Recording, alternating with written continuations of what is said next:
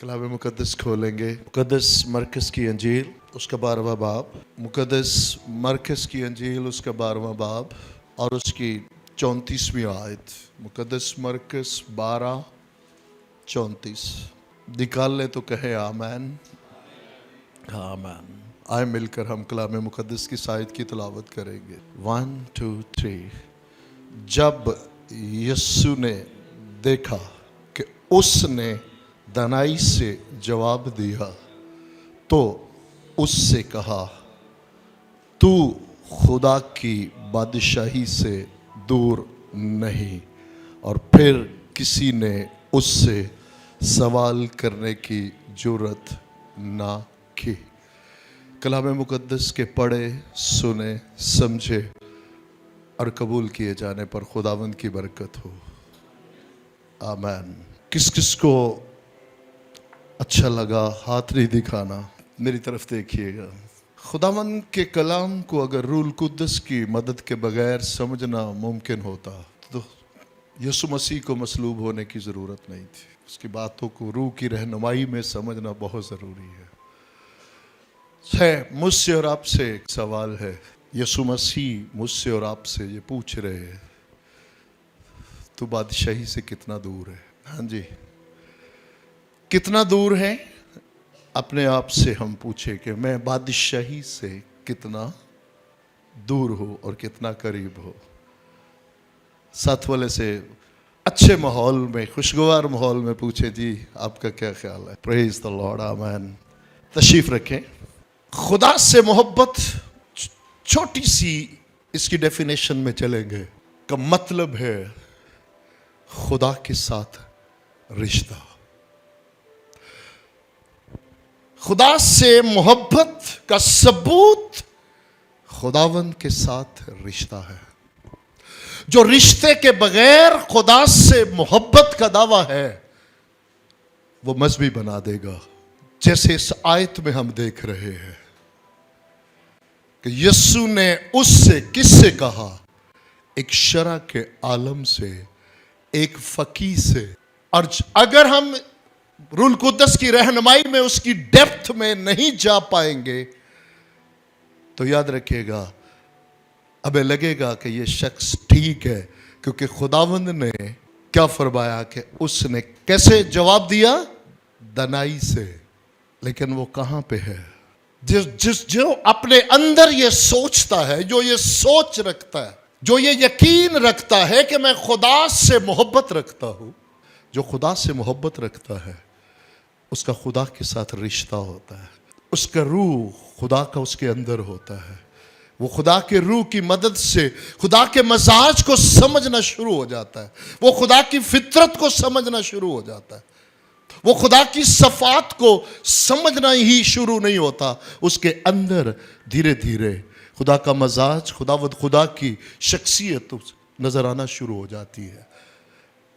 लेकिन जो उस रिश्ते के बगैर, खुदा के से रिश्ता जोड़े बगैर, वो खुदा से मोहब्बत का दावा तो कर रहा होगा लेकिन वो मजहबी हो जाएगा, वो रूहानी कभी नहीं होगा। और रूहानी और मजहबी में जमीन आसमान का फर्क है। ये एक फकीह है जो खुदावंद यीशु मसीह के पास आकर पूछता है कि सबसे बड़ा हुक्म क्या है? और खुदावंद ने उसे जो जवाब दिया, सुन। बोले सुन। और जिस तरह खुदावंद यीशु मसीह उस वक्त उससे कह रहे हैं सुन, आज वो कहते हैं शफी। उस वक्त वो कहते हैं सुन ए इस्राएल, आज वो कहते हैं सुन ए बेटी तबीता, बेटी नाइला, बेटे परवेज, बेटे जावेद, बेटे शफी। हम सब से वो इसी तरह ही सुन ए इस्राएल। अगली बात क्या कहते हैं? तेरा खुदावंद खुदा एक है। आज बहुत सारे लोगों के खुदा तो एक है, खुदावंद फर्क है, और उसे राय रास्त पर लाना चाहते हैं कि तेरा खुदा, तुम लोग जो मजहबी हो, तुम्हारा खुदा तो एक है, जैसे कौमों का है कि खुदा एक है, खालिक एक है। लेकिन खुदावंद जिसके कंट्रोल में तुम चलते हो, जो चीज तुम्हें कंट्रोल कर रही है। हर शख्स को याद रखिएगा, जिस चीज की वो मजबूरी में है, जिस ख्वाहिश से वो मजबूर है, जो उसको आका की तरह चला रही है, वही उसका खुदावंद है। इसीलिए खुदा रुल कुद्दस करंथस की कलीसिया में मुकद्दस पौलुस के वसीला से भी बात करते हैं कि खुदा एक है, खुदावंत बथेरे है, लेकिन शुक्रगुजार है। वो कहते हैं, उसे याद क्या दिलाना चाहते हैं, जिसने अदन में अपने हाथों से तख्लीक किया वही खुदावंद खुदा है। जिसने नथनों में दम फूंका, जीती जान हुआ, वही खुदावंद खुदा है। जब इंसान से गुनाह सरजद हुआ और वो कहता है, मैंने तेरी आवाज सुनी, मैं डरा, मैंने अपने आप को छिपाया क्योंकि मैं नंगा था, और उसको जो अपनी कोशिश से लुंगियां सी कर नंगेपन को ढांकने के लिए जिसने खून बहाकर गुनाह को छिपा, वही खुदावंद खुदा है। जिसने अपने अहद को याद फरमाया और अपने बंदा मूसा को भेजा, वही खुदावंद खुदा है और कोई नहीं। मुबारक है वो जो इन बातों को अगर अभी हम शुरू करें और एक दूसरे की हेल्प करते जाए तो हमारी रात बड़ी खूबसूरत गुजर सकती है। उसकी उन अजायब को, उन कामों को कि वही खुदावंद खुदा है। मत हालात के मुताबिक, जमानों के मुताबिक अपने खुदावंद बदल लेना। रोजे अव्वल से वही यहोवा खुदावंद ही। तुम्हारे बाप आदम और तुम्हारी मां ने उसकी खुदावंदी का इनकार किया। वो खुदावंद बदल सकते थे, खुदा नहीं बदल सकते थे। खुदा वही रहा, लेकिन खुदावंद बदल गया। उसे याद दिलाया कि आज तुम लोगों ने भी मेरे 10 अहकाम को 613 में ले गए, और आज तू मुझसे पूछ रहा है कि बड़ा हुक्म क्या है। अगर कोई ये कहे कि मैं खुदा से मोहब्बत रखता हूं और उस भाइयों से मोहब्बत ना रख सकता हो, तो काबिल गौर है। इसको जुदा नहीं कर सकते। मेरी बहन, मेरी बेटी, मेरे भाई, ये सबसे बड़ा मेरे लिए सवाल है, और मैं उसके फजल में तो ये प्रीच कर सकता हूं। हकदारी में अभी माइक नीचे रख के खुदा को हाजिर जान के नीचे उतर जाऊंगा, क्योंकि शायद सबसे ज्यादा हाजतमंद और जरूरतमंद मैं हूं, आपसे भी ज्यादा। लेकिन हमें अल्टीमेटली हम सबको जरूरत है कि हम इस बात को एक दूसरे को याद दिलाएं, एहसास दिलाएं अपने आप को, अपने अजीजों को, कि मुमकिन नहीं है, हरगिज मुमकिन नहीं है। ये दोनों लाज़िमुल मलज़ूम है। जो खुदा से मोहब्बत रखता है वो खुदा के लोगों से मोहब्बत रखता है। मेरे साथ रहिएगा। हमेशा मोहब्बत की बात ही नहीं, नफरत भी बहुत जरूरी है। जो खुदा से मोहब्बत रखता है वो हमेशा उन चीजों से मोहब्बत रखता है जिनसे खुदा को मोहब्बत है। वो उन चीजों से नफरत भी करना सीख जाता है जिनसे खुदा को नफरत है। इसलिए ये बहुत जरूरी है। फाइनली ये बात आज शाम मेरे और आपके लिए ये चैलेंज है कि हम बादशाही के करीब हैं, दूर हैं। क्या इससे फर्क पड़ेगा? गौर से सुनिएगा, आखिरी बात है। क्या इससे फर्क पड़ेगा कि मैं बादशाही के करीब हूं या दूर हूं?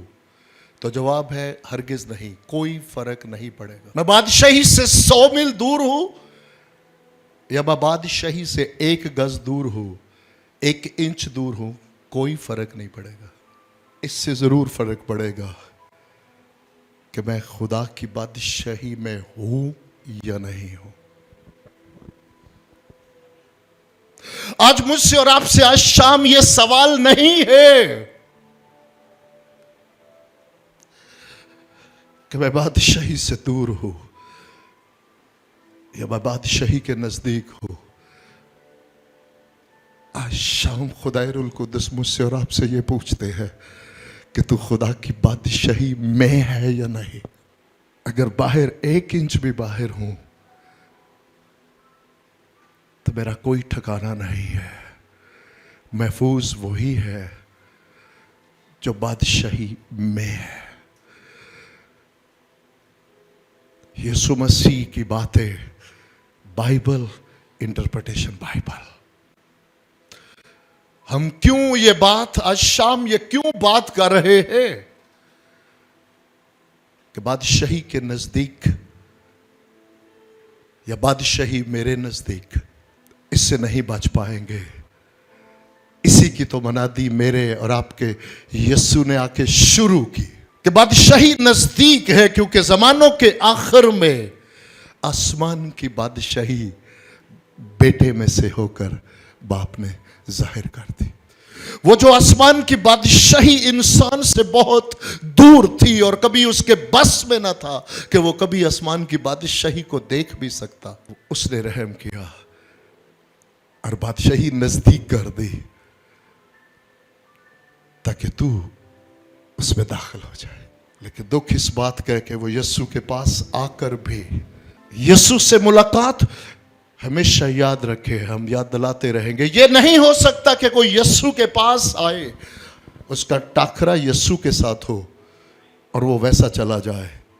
और इसका मतलब हरगिज़ हम ये नहीं कह रहे कि वो हलीम होके जाएगा, वो फरोतन होके जाएगा, वो नजात पा, हाँ वो असर के बगैर नहीं जाएगा, या वो हलीम और फरोतन होके जाएगा या पहले से भी सख्त होके जाएगा।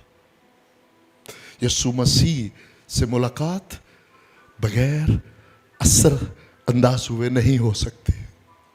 बाइबल गवाह है, जो गुनहगार आए जिन्होंने हलीमी और फरोतनी अडॉप्ट की, उन्होंने यीशु को अपना खुदावंद मान लिया, वो हलीम और फरोतन होकर जिंदगी पाकर चले गए। लेकिन जिन्होंने रद्द किया, वो पहले से सख्त तरीन होकर मौत की हालत में वापस गए।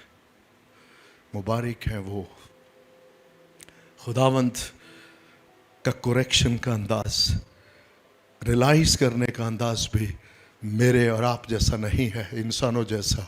खुदावंत ने उसे रियलाइज करवा दिया कि तराई है तो समझता है लेकिन कबूल नहीं करता। तेरी दनाई तुझे नहीं बचा सकती, कबूलियत जरूरी है। पास क्या कर जो तू पहले सुन चुका है मेरे ही मुंह से। मुकद्दस मरकस पहला बाब और 15वीं आयत ही जब हम पढ़ते हैं तो यीशु मसीह फरमाते हैं आसमान की बादशाही नजदीक है। जब आसमान की बादशाही नजदीक है तो फिर तुम्हें क्या करना है?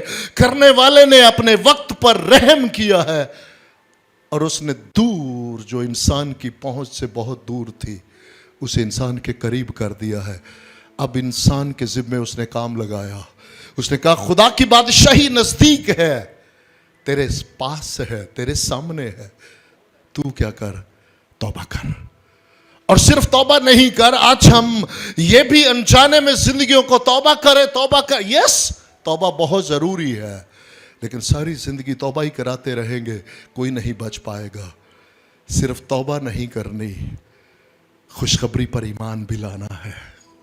आमीन। तौबा करनी है अपनी पुरानी जिंदगी से, अपने पुराने गुनाहों से, पुराने तर्ज जिंदगी से तौबा करके आगे बढ़ना है कि हाँ उसने मुझे छुड़ा लिया है, पुरानी जिंदगी से छुड़ा लिया है। पुरानी जिंदगी जाती रही, अब लानती इब्लीस दाएं बाएं दूसरा तीसरा इंसान मुझे जो मर्जी कहे, मैं ईमान लाता हूं। अगर तू दिल से ईमान लाए क्या कि यीशु मसीह मेरे गुनाहों के लिए मुआ, उसने कफारा दिया, फिदिया दिया, उसने मुझे गुनाह से छुड़ा लिया, तो तुझे क्या मिलेगा? मेरी रास्तबाजी मिलेगी। तेरी हैसियत बदल जाएगी कि तू गुनहगार नहीं बल्कि रास्तबाज मुनसिफ खुदा ने तुझे ठहराया। लेकिन अगला बात बहुत जरूरी है, तू दिल से ये ईमान लाएगा ये तेरा और मेरा मामला है, और साथ ही साथ तू जबान से इकरार करेगा और उसके वसीला से तुझे मखलसी मिलती जाएगी पुरानी बातों से, और नजात का काम तेरी जिंदगी में शुरू हो जाएगा। तो वो जिंदगी जो बेटे के वसीला से आई वो जिंदगी गुजारना शुरू करेगा। इसलिए तौबा करो, यस बहुत ज़रूरी है, लेकिन खुशखबरी पर ईमान लाओ, यीशु मसीह के किए हुए का यकीन करो। और हर रोज़ जब वो पुरानी फितरत उभरने लगे तो उन सोचों को, उन ख्यालों को, खुदा के बंदा पौलुस कहते हैं, जो अंदर मेरे जहन में मसीह के खिलाफ सर उठाते हैं, मैं उनसे नहीं निपट सकता। मेरे जिम्मे एक काम है, मैं उन्हें पकड़ता हूं और मसीह के ताबे कर देता हूं। मैं उनसे खुद डील भी नहीं करता, मैं जानता हूं ये मुझे ले बैठेंगे, क्योंकि मेरा उन ख्यालों ने मेरा कुछ नहीं बिगाड़ा, वो मेरे मसीह के खिलाफ उठ रहे हैं। तो जिसके खिलाफ उठ रहे हैं वो खुद ही इनसे निपट लेगा। मैं इधर से वो आते हैं और मैं पकड़ के उन्हें उधर, मुखालिफ इब्लीस की तरफ से आते हैं, किसके अगेंस्ट? मसीह के अगेंस्ट। तो जिसकी जंग है मैं उसी के सुपुर्द कर देता हूं और वो मुझे फतह से बढ़कर गलबा देता है और मैं शाद मान होता हूं उसमें।